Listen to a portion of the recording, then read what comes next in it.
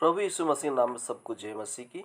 आज हम एक बात को देखेंगे, एक चोर के बारे में बाइबल क्या कहता है। जो यूहन्ना 11:10 में लिखा है, जो लोग रात में घूमते हैं वो लोग ठोकर खाते हैं, क्योंकि उसमें प्रकाश नहीं होता है। तो ज़्यादातर लोग के जो बुरे काम करते हैं, जो बुरी संगति में रहते हैं, वो लोग ज़्यादातर लोग रात में निकलते हैं। जिस तरह एक चोर चोर रात में निकलता है किसी को हानि पहुंचाने के लिए, किसी को घर में चोर करने के लिए, वो रात में निकलता है ज़्यादातर। तो इसीलिए चोर के बारे में बाइबल क्या कहता है, यीशु मसीह ने क्या कहता है, तो हम इसके लिए यूहन्ना का 10:10 में पढ़ेंगे। इसमें लिखा है, चोर किसी और काम के लिए नहीं परंतु केवल चोरी करने और घात करने और नष्ट करने को आता है।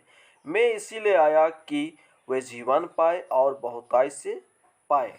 तो प्रभु यीशु मसीह ने एक बात को बोला, चोर के बारे में बोला कि चोर इसलिए आता है कि चोरी करने के लिए और घात करने के लिए और नष्ट करने के लिए। चोर किसी का भला नहीं करता है, चोर किसी का उपकार नहीं करता है, वो सभी का नष्ट करता है, घात करता है और चोरी करता है जो अपने फायदे के लिए।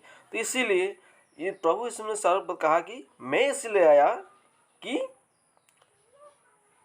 जीवन पाएगा, तो वे जीवन पाए और बहुतायत से जीवन पाए। तो प्रभु यीशु मसीह और चोर में एक अंतर है, जिस चोर के बारे में हम थोड़ा बात को देख लेंगे।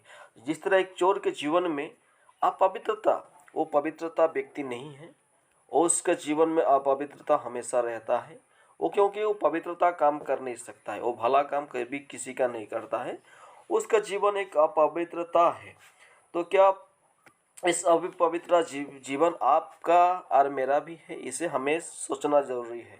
अगर अपवित्रता जीवन अभी हम एक चोर की तरह है, तो हम प्रभु यीशु मसीह को संतुष्ट अभी तक कर नहीं पाए हैं। और हमें दूसरा बात को देखेंगे, अपराध।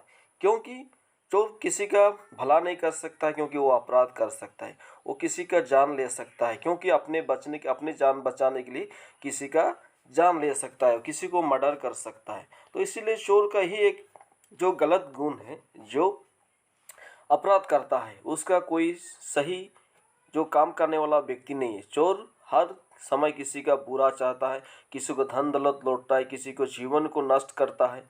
तो चोर का इस गुण के द्वारा हम जान सकते हैं कि चोर एक अपराधी है, अपराध करता है, वो एक अपराधी है। और हम देखते हैं कि वो अज्ञानता, उसके जीवन में अज्ञानता है। सच में ज्ञान है नहीं है, नहीं ज्ञान है। क्यों? वो जानता है चोरी करने से, पकड़ा जाने से मुझे लोग मारेंगे पीटेंगे, इस बात को भी जानते हैं, लेकिन उस सच से अज्ञानता है उसके जीवन में। जिस चोर को मैं कर रहा हूँ वो जो परमेश्वर की दृष्टि में एक गलत है, इस बात को वो नहीं मानता है, और अपने मन मर्जी से वो चोरी करता है, अज्ञानता के साथ हर एक काम को करता है। चोर का एक स्वभाव है जो अज्ञानता के साथ वो काम को करता है। और हम देखेंगे घबराहट। हाँ, वो चोरी करने के लिए जाता है किसी के घर में, किसी को दुकान में, लेकिन उसके जीवन में हमेशा घबराहट। कोई आता है कि नहीं, कोई आ रहा है कि नहीं, कुछ मुझे देख रहा है कि नहीं, इस तरह उसके जीवन में घबराहट होता है। क्योंकि सही काम करने वाले के व्यक्ति के जीवन में कभी घबराहट नहीं होता है।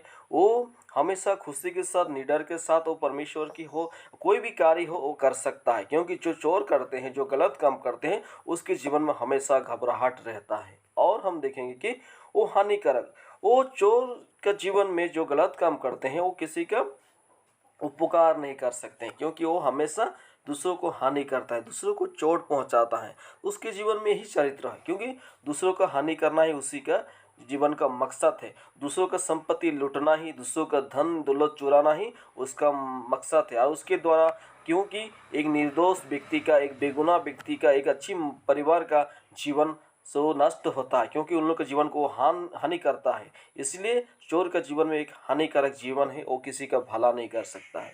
और हम देखेंगे दंड पाने का कारण। तो वो जब चोरी करता है, लेकिन जब वो पकड़ा जाता है, पकड़ा जाने के बाद में उसके जीवन में वो दंड पाता है, यानी उसे जो कानून के मुताबिक हो सकता है, या कोई पब्लिक के द्वारा हो सकता है, कई बहुत से व्यक्ति के द्वारा हो सकता है। उसके जीवन में किसी न तो किसी चोर को मार डालते हैं लोग, तो उसके जीवन नहीं है, क्योंकि उसका जीवन कुछ समय के लिए है। लेकिन जब तक वो बचा है तब तक उसका बचा, लेकिन जब पकड़ा गया उसका जीवन दंड पाने का, हो सकता है उम्र के सजा हो सकता है, वो हो सकता है किसी ने उससे जान से मार दिया हो, तो इस तरह उसका जीवन में कभी जीवन नहीं है। लेकिन प्रभु यीशु मसीह ने कहा कि मैं इसीलिए आया कि लोग जीवन पाए और बहुतायत से जीवन पाए।